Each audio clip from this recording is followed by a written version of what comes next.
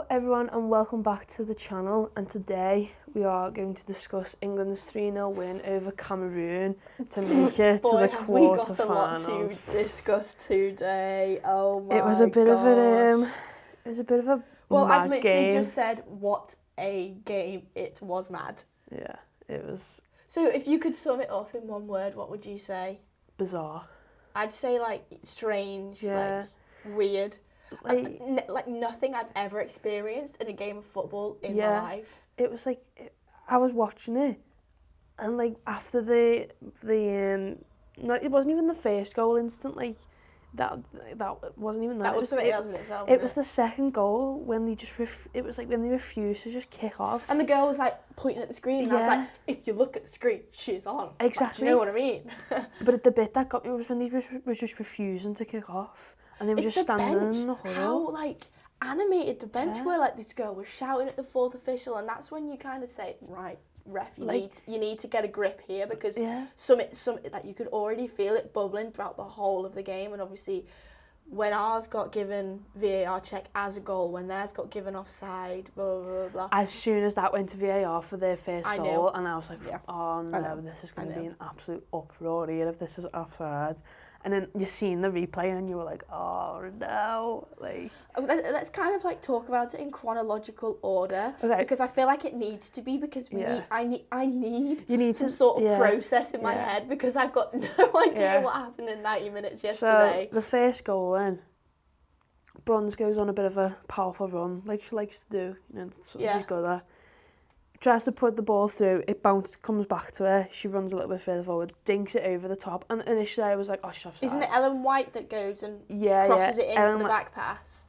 For the first goal, it was I'm talking about the second one. Yeah, okay, so the first goal is Ellen White runs to the byline. Puts it across, and the girl, I think she's accidentally side foots it. I think she's either gone to control it, or she accidentally just like side foots it, and the keeper goes and scoops it up, and I'm like, that's definitely a back pass. And I'm like, something's wrong there. And then obviously the ref gives it, blah, blah, blah. Well, one of the most amazing things about that game was Steph Houghton's free kick. Yeah.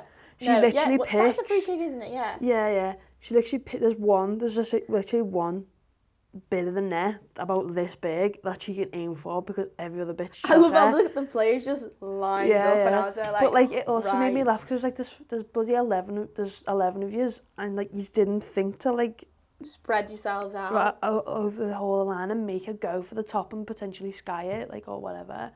And obviously she aims for like the corner, and it bounced off the keeper's arm, doesn't it? Like, you don't see that in real time. But I mean, you can say like, oh, defenders should have done better, but that's a world class free kick.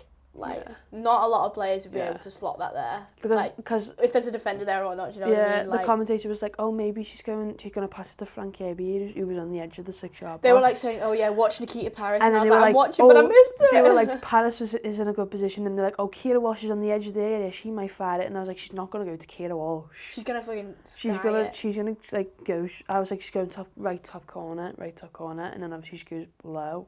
It reminded me a bit of the She Believes one. The curl on the ball is incredible, and then obviously she celebrates. To be honest with you, I agree with her getting man of the match, to be honest, because I just think player of the match, I should say. I just think she controlled it within. But so we have that goal, and then that's all well and fair. Like, the Cameroon players knew that was a back pass, and they didn't really have much debate about that. Did it go to VAR for it? For the back pass? I don't think it did. I think like VAR probably reviewed it, but the referee gave it like in real time, like herself. So then that happens. The game kind of like slows down a bit, and people aren't. Neither teams are firing on all cylinders. They're kind of losing possession, things like that. And then Ellen White goal comes about.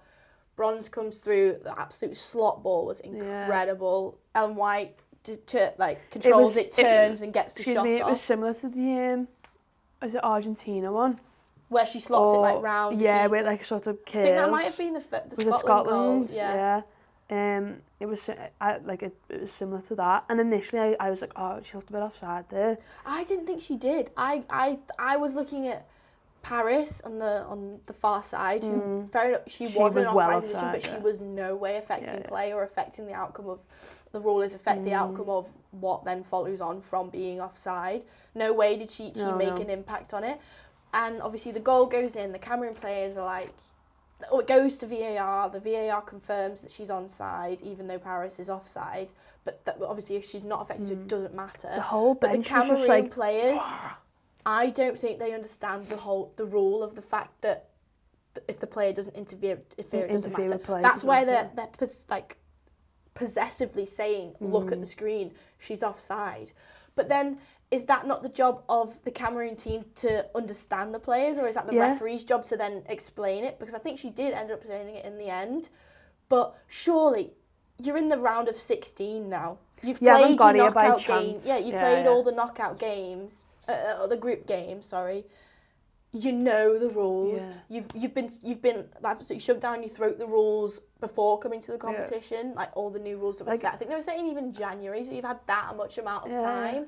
Yet the Cameroon players didn't know that goal was okay to stand. And also the manager, like I thought the manager was like absolutely crazy, and like even he made no attempt to calm his players down throughout the whole. At one point, he was just speaking to the captain and saying like he must have been saying like you need to control this or blah blah blah. But as the manager, you're in higher authority than the captain. Yeah. So it's your job to fuse the situation of your players reacting like that, and he didn't. And it's like, well, so about 4 minutes they're all standing in a team huddle in the centre circle while the game's still going on. Like a couple of minutes before, I think it was in stoppage time. There was 4 minutes of stoppage time, and it ended up being. I think they just stopped the game. I think it was like 5:41 or something when Cameroon took the kick again, because I think our players were sort of saying like, what's going on here, blah blah blah, and the ref said I'm gonna blow as soon as the kick, like it's going for half time as soon as the kick off. Like. And then obviously half time comes and there was actually there was some other shouts of stuff that the players weren't happy with. Which actually turned out to be not true because the manager confirmed it at the end of the game. Yeah. But apparently they were crying in the tunnel, things like that. And I'm thinking, this is a bit intense now. I genuinely thought these aren't going to come back out. No, yeah. So obviously they come back out for the second half. England did not have a great first half. Half of the second half. But also, at half-time, the FIFA official spoke to them on the pitch. And probably just to say, kind of say the rule, probably just to say, like, you're going to get yourselves in big trouble if you continue to act the way you are. Okay, so then they go and score a goal, which was an absolute belter of a goal, to be honest with you. Yeah. But she is offside.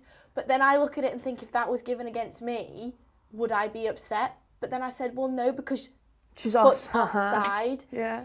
Whether the players see that or not, they're pointing at the screen again, and this is why I'm not a fan of having screens in the stadium. I don't think that you need to have it. It's good for the fans, but then that's been used in the wrong way. Because the players have been pointing to it and using it as like a gimmick for the ref to like be like, look, I've got proof here. But she is offside, although no matter how good that goal was or how terrible England defended, Ongene, is it, who actually crosses the ball came from an offside position. Yeah.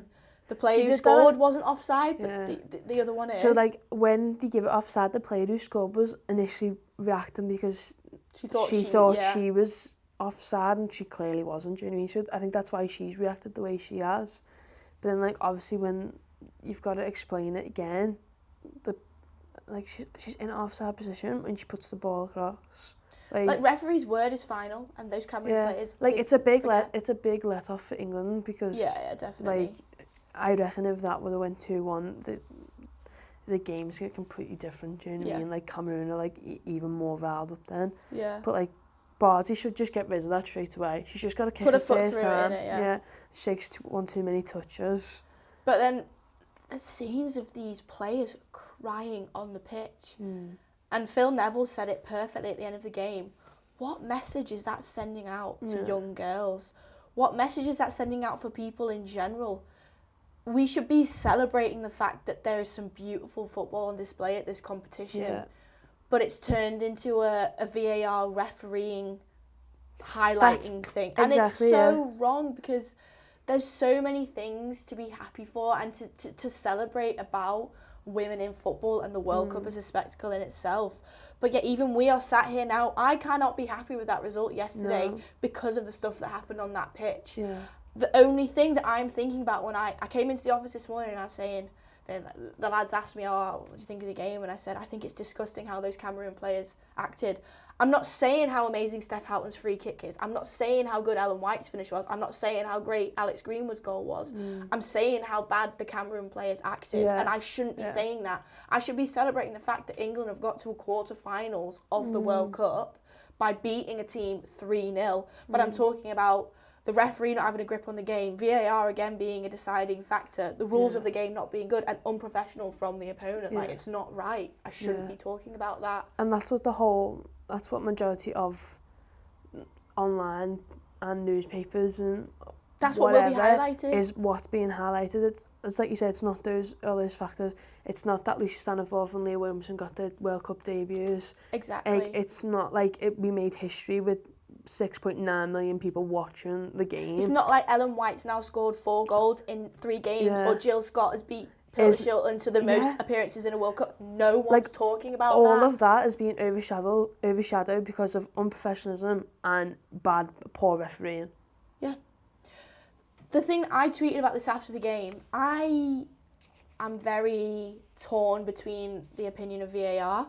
Yeah. I think offside rules, on offside positions, it's perfect for. Like the Ongene offside, that's perfectly fine.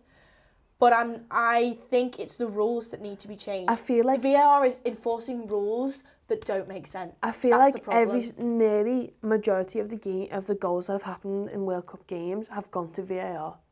But the goals stand. They're fine because they are goals. The Brazil one yesterday, I watched the highlights this morning. Brazil's equalising goal went to VAR for offside when no one was even offside at all. You can't even, I don't even know where they're trying to pinpoint. This is where the referees start to become dependent on VAR. They're not making a decision off their own back. It just frustrates me so much. There's a few people have tweeted me back about this, what I put out on Twitter. The girl is offside whether they put the flag up early or they put it up late. No. It's ridiculous. No matter if you let the play on. If you let the play on, someone could get seriously injured with a late ditch challenge or something like that. If she is offside, that flag goes up. That's what referees have been trained to do their whole life. As soon as you see it offside, the flag goes up. But now we're waiting, another 30 seconds until it's clear. It's clear that she's offside. Yeah. I don't understand. So all that goal stuff, for Cameroon's to make it 2-1, that situation could have been diffused a lot earlier if the lineswoman's put a flag up before she's even put the cross in. Yeah. Do you know what I mean? But that situation's allowed to happen because of the way rules are now with referees, and it's like, you're just ruining the game. You're just completely ruining it. The referee could have done so much more for me, and I know it's not all to blame on that referee, but she got nearly pushed over by a Cameroon player who put 2 hands on the back of her to push her, and absolutely, 2 yellow cards were given in the whole of that game, only 2, and that was 11 fouls from the Cameroon side. She refereed England-Argentina as well, and she didn't really have a grip of that game either because there was some very dodgy tackles going in there as well. I'm all about the physicality of the game because it's amazing to show that women can be physical and we can battle and put the body on the line. But when you've got that, you kind of flying into a tackle on Steph Houghton and could potentially end a career with that sort of tackle. That's when you've got to draw the line. She hasn't given a red card because she didn't want any more controversy. That's personally, I think that's what it was. Because they felt sorry for them, and she didn't want any more controversy going to happen. Because if she would have given a red card there would have been absolute uproar. Not because it was an awful challenge. Even the way the Cameroon manager reacts, Steph Houghton's at us literally on his foot, and he literally steps over her, and it's like, it's the Cameroon captain who is absolutely hurling. Yeah. I don't know whether it was abuse or not, but absolutely shouting at Steph Houghton on the floor, who was just come out of a horrific challenge. And it's still played. That could have been an ankle snap, and that could have been Steph Houghton's World Cup over. Yeah. And that's where you've got to think, whether, regardless of past refereeing decisions, that's a red card. Yeah. Any other circumstance, that is a red card. Anyone who looks at that, even as a neutral, you've got to look at that and go, that is a red card. She's nowhere near the ball. It's a late challenge. It's a tackle that's come from frustration, and fair enough. you have every right to be frustrated. I've been frustrated in games of football. Everyone has been, and that's fine. But I'm not going to go flying into a tackle in literally the ending stages of the game. There's actually, like 4 minutes left? It wasn't even, I think it was in stoppage time. Yeah. And you're thinking, that's absolutely just, it's foul. I hope they've sat there, maybe not last night because they're probably still fuming. Yeah, but this morning I hope they've gone over that game and looked at those and realised and have realised how much in the wrong they were and how much like they've put a bad name to that game yesterday.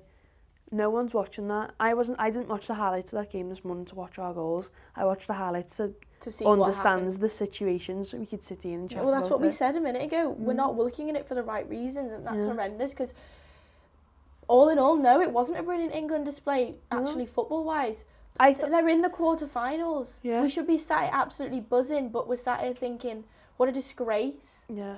Like, during it yesterday, I was thinking, this is probably our worst performance of the World Cup so far. I was actually sat there, like, gobsmacked with the attitude and professionalism I was saying. I saw someone tweet, they're not professionals, how can they be... I'm not a professional, but I'm not going to conduct myself in that way. Yeah. I'm giving 100% as much as the opposition's giving 100%. It's the game of football. Yes, it's frustrating. Yes, it causes tension and it causes anger. But at the end of the day, we're all there doing the same thing, and there's no need to put players in danger. Yeah. Like obviously, they're not a full-time thing. They don't have the money like the likes of England and USA and France and Brazil, like teams like that do. You can see the difference in how they are a good set up, side, but they should have got on their opportunities, but exactly. They didn't. You're in a round of 16 where people didn't think you'd be. Show the world what you can do. Do you know what I mean? Show your brilliance. Like imagine that the ugly sides. Imagine that yesterday. They actually took the game to us and beat us 2-1. Knocked England out of the World Cup. Like who were in the top favourites to win it. And it's like it's not you've put a bad name for Cameroon. Like if I watch another Cameroon women's game now, I'm gonna think, well, the way they acted in that game. Well, there was that. It was against the Netherlands when they did another challenge when the boots all the way up in this girl's face. Like it's not just a one-off occasion. Genuinely at times it was just they did it. It was just like a bit reckless. But it was also like they didn't understand what was like. How the game works at times, you know what I mean? Well, obviously the positives are that we're progressing, but I also thought... we are actually in the quarterfinals. I actually thought the way Phil Neville conducted himself at the end of that game was immense. A lot of managers would have come and said, happy with the 3 points, we go on to the next, kind of shoved it under the rug, but for him to come out and say, that's not football for me, young girls are watching this, I don't want my daughter to then go and choose netball instead of football because she's seeing the potential things that could happen to you in this game. You want to be... This is a platform. This World Cup is a platform for women for the women's game to really grow. Yeah. But if you're seeing that and then speckles of excellence, but you're looking at all the bad things, which is under a microscope, like the game's under a microscope as it is. Yeah. It's going to be intensified even more now, and it's going to be in the limelight for the wrong reasons. Yeah. Whereas this should have been the opportunity for people to realise what an amazing spectacle women's football is, but instead it's being laughed at for the lack of professionalism by some teams. Yeah, it's just making me more frustrated sat here like thinking about it. It's going to take me a few days to kind of just. It's going to take me until the Norway game to then diffuse the situation. It's absolutely bizarre. Yeah. Like even the England players probably woke up this morning thinking, what the hell's going on? What went on last night? Like it's nice to see like they did like a yoga session this morning. Like Steph Houghton's absolutely fine. Like she's involved. Right, that's good. That's fine, but like you said before, that's a World Cup ending, potentially her missing next season. Like, do you know what I mean? Like, it's horrible to see because as you'd think all the teams in the competition would want to be united in showing what women's football can do and how it can change the perception of the game, and here we are discussing all the bad points about it. I know. It's like, what can you do? Let us know your thoughts in the comments below. And also, what you think about the Norway game coming up? Are you happy? Are you a bit nervous? Ooh. Let us know. I don't know how. I haven't really had enough time to think about it. Yeah, exactly. But yeah, thank you for watching. Thank you for listening. Remember to like the video, comment, and subscribe. Subscribe here. Woo. There. Yeah, and we'll see you next time for the new video.